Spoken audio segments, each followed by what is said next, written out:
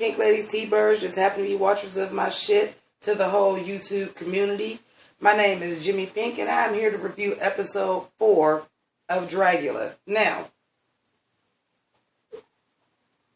before we get into this little gig, you may look at my outfit and say,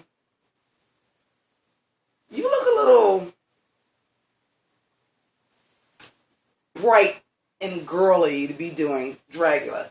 Well, this is today's challenge. Today's main challenge was Pretty in Pink, aka Basic Bitch.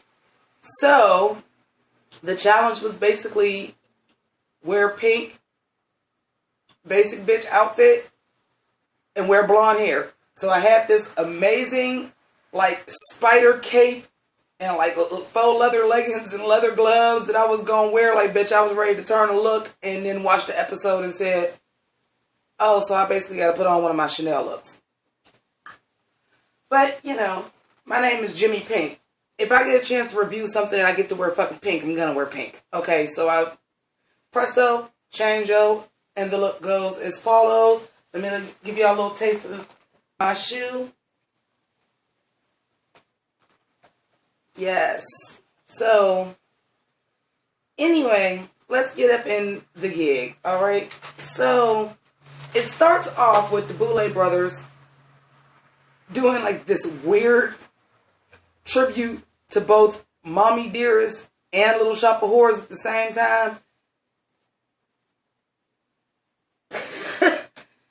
It was just a little bit weird.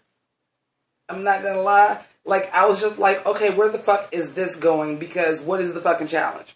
So, I see, if you've been watching the series, you know that they start off with the girls in the workroom already, basically painted, and they're discussing stuff. So, I saw Frankie Doom with a crown, so I was like, oh, okay, so it's gonna be Mommy Dearest, Little Shop of Horrors, the perils of trying of fame. Maybe it's gonna be beauty pageant. Maybe it's gonna be toddlers and tiaras.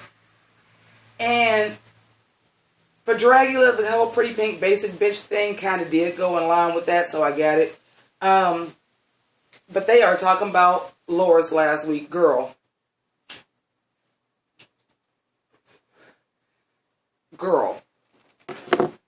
They are talking about Loris last week and her speech that she gave about being vegan for 2 years, but she wasn't going home, not today. And they were talking about it, but all the girls was like, yeah, but did you see Foxy, really going in on them brains? Laura's got to be the one going home. She took one bite of brains and threw up, no. Then they was talking about, how she was, a big old drama queen, and she was talking about she had an allergic reaction to something, and she had to run off the shoot, and, all this shit. Let's just put it this way. This episode was very well done. They are starting to really nail, the editing cues, what to leave in, what to take out, because them, kind of making fun of her, her theatrics and, all this shit just to try to stick around, even though her performance is not up to par, really was what they should have been talking about. So, bravo, Boulet Brothers, hey queen, y'all are getting the show together, it's shaping up nice, this was a great episode. So they're talking about that. So then they have to go down and talk about what the main challenge is, which again, I had said this before, I don't care for that because the girls obviously get dressed at home, or at least partially dressed at home. They already know what the challenge is. That's just for our benefit, and that's very obvious. I do feel like that needs some work. But then they have, these Phoebe Seymour hair pieces on, and I'm like, okay, so was they Mommy Dearest chopping down the Audrey 2 clones, and then now it's on their head? It's still, to me, I'm just I still don't get that fucking opening, except for the fact that y'all just want to do Mommy Dearest. Which is fine, it's your show, but if you want to do it, shit. So again, today's challenge is Pretty in Pink, what they also call Basic Bitch. So there's, it's basically the world's first drag super monster. So this was just them saying, okay, we've seen like some monster size, this and this and this. We want to see if you can just do straight, regular, pretty drag if you have to. And that's what the challenge was about. Can you just do a regular pretty drag, basic ass fucking drag, if you wanted to, but still, we want to see that Dragula. We want to see, you know, a little punk rock, a little grit. We want to see what you do with it. Bible Girl 666 is the guest judge. They just called her Bible Girl, so maybe she dropped a 666, which I think is a great idea because that's just a mouthful. It's cool for typing on fucking Twitter, but that's a mouthful to say. So if you're just going to be Bible Girl, keep that. But I kind of live for her. So, the first person that comes out, and I have to say this because I was like, bitch, you can just slay my whole universe right fucking now. And that is Meatball with the motherfucking Heather's realness, bitch. And I caught it right away because Heather's is my shit. I've patterned my whole motherfucking Jimmi Pynk character off of fucking Heather's. Okay, and I'm talking about like even when I rapped, like my character, like the Jimmi Pynk aesthetic was Heather's, Clueless, Mean Girls. Like that's the Jimmi Pynk aesthetic. That's why I'm like, y'all gonna do fucking Pretty in Pink, basic bitch realness, and I wasn't about to motherfucking come on camera with mine, bitch. No, But this bitch came out as the Pink Heather girl. If y'all don't know nothing about Heather's, it is available on, I believe, Netflix right now. It's the original Mean Girls, the original Jawbreaker, the original all that. So y'all need to peep game on Heather's. But the thing about Heather's is each character wears the same color all the way throughout. So that's why I'm calling her the Pink Heather. Bitch, she came out with the motherfucking rhinestone croquet mallet. That is like huge to the fucking story. You just gotta fucking see Heather's if you ain't never seen Heather's. But Meatball was giving me all the life this episode. All of the fucking life. And she did, spoiler alert, but if you ain't already watched it, I don't know why you watching this, but Meatball does win tonight. She is the winner tonight. But she was everything. She had her little pink plaid suit, this little croquet mallet. She had her cell phone. She was talking to her dad like, no, I didn't offer, what did she say? I didn't offer Coach so-and-so a blowjob to get out of gym. I gave him one. And I hung up the phone. I was like, Meatball, you are fucking everything this week. These are the actual notes that I have because if you know the show and if you've been watching this, you know that it's not a straight up format like Drag Race where they're going to bring you this person and you're going to watch them walk so you have like a lot of time to clock their outfit. So sometimes the shit's a little scattered. But this is what I wrote. I'm like, Laura's look like Tatiana. Frankie looks like Angeline, which the judges fucking said. I was dying. I was like, that's what I said. I'm like, Frankie looks like Angeline. Melissa looks like Trixie Mattel. Xochi's makeup, blend girl. And Xander didn't stand out. And really, my critiques were almost dead on with the Boulet Brothers and Bible Girl. Like, to the point where they started doing the critiques, I was just like, look, motherfuckers, I'm the only person motherfucking reviewing this show.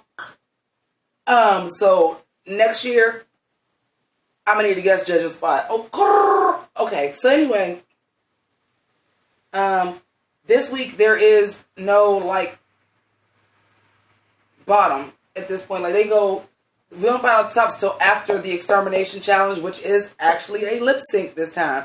So, for those of my viewers, my pink ladies, my T-birds, that aren't really into this show because it's a little bit too dark for you, this is a good introductory episode of this for you because it's going to be a little bit more comfortable for you because there's no gore, grossness, no freakiness. I mean, it's basically them.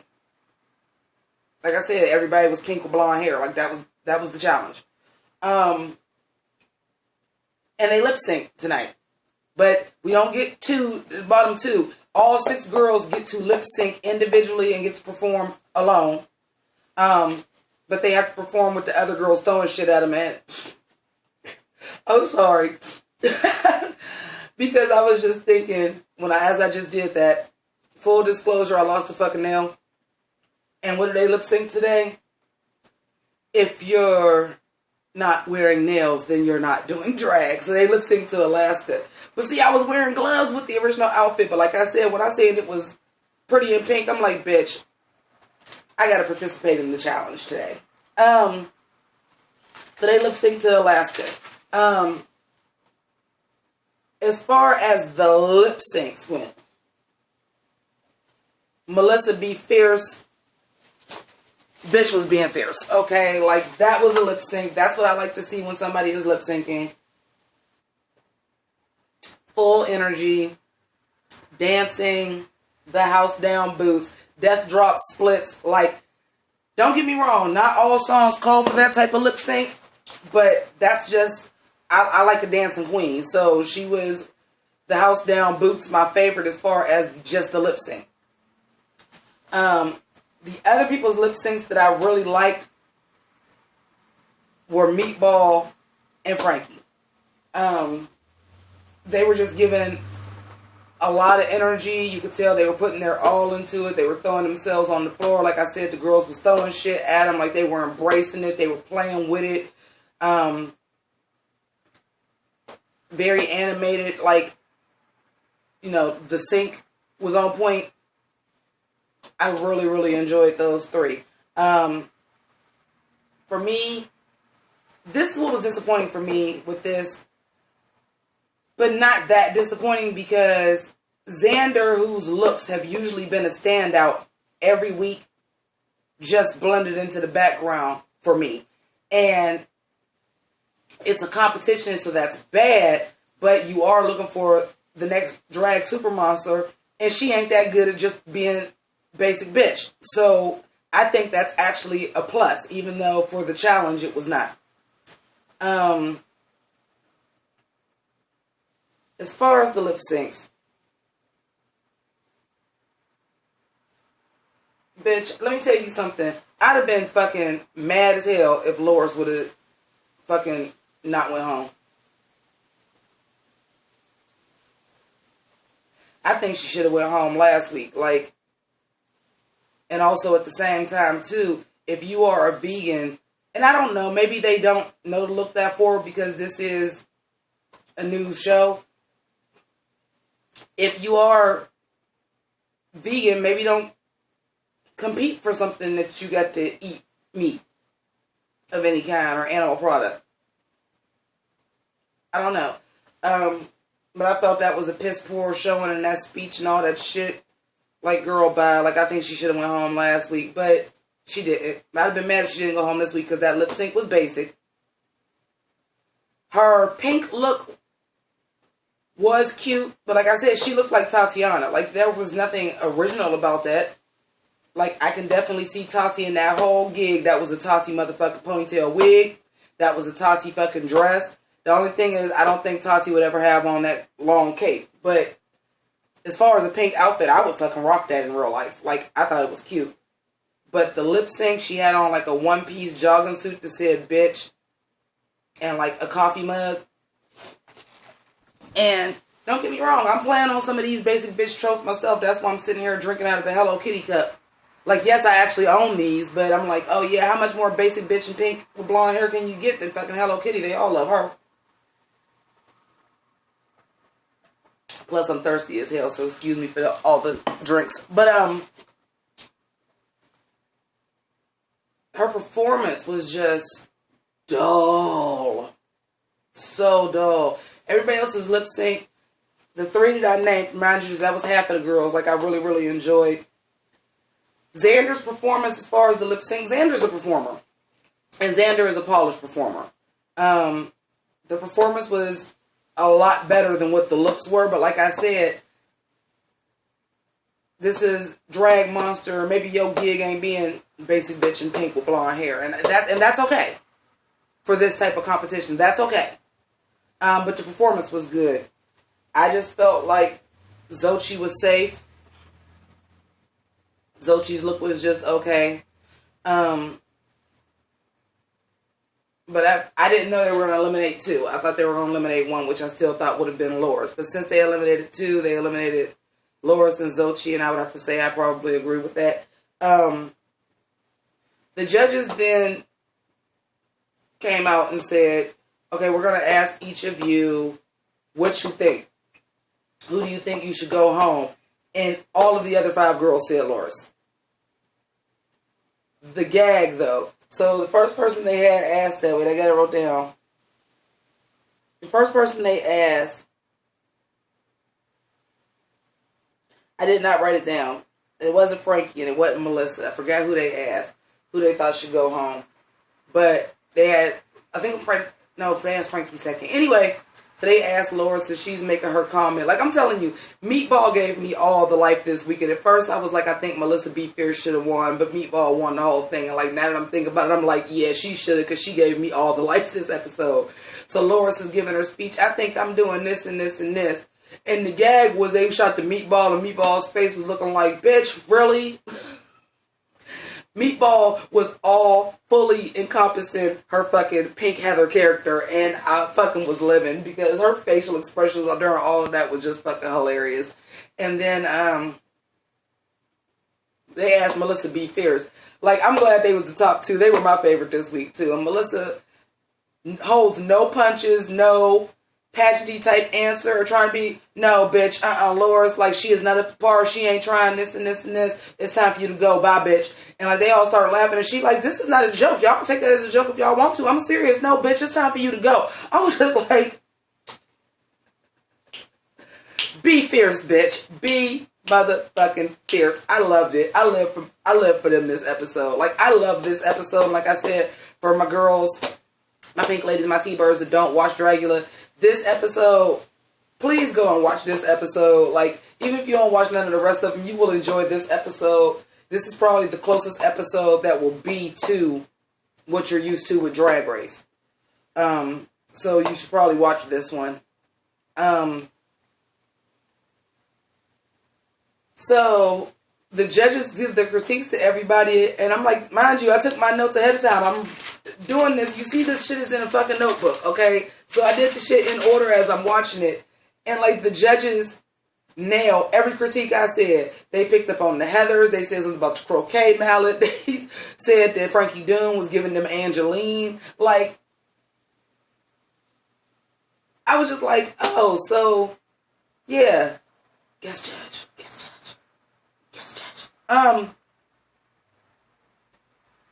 Yeah, outside of that, you know, Xochitl and Loris go home, and next week we're in San Francisco.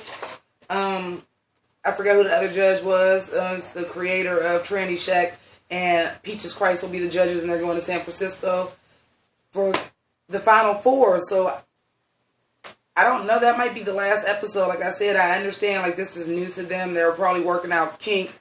Maybe they didn't want to do like a whole bunch of episodes until they see what their viewership is and fill it out. But for those of us that are Drag Race queens, you know, and fans of the RuPaul's Drag Race, if you've been watching from the very beginning, you know they season 1 was shit, and their budget was still a hell of a lot larger than what the Boulet Brothers and Hey Queen have. So I feel like they working with what they got, and each episode has honestly progressively gotten a lot better. I do, like I said, I want to give kudos to Hey Queen TV and the Boulet Brothers, because it is significantly gotten better each episode, and I know y'all just working y'all way through, learning the ropes, figuring out how to do that type of a show, because this is something the Boulet Brothers actually have done before and do before, but it's like a live pageant. It's not in this type of format, and Hey Queen is basically a talk show, and they do have a couple of scripted shows, but like a competition show like this,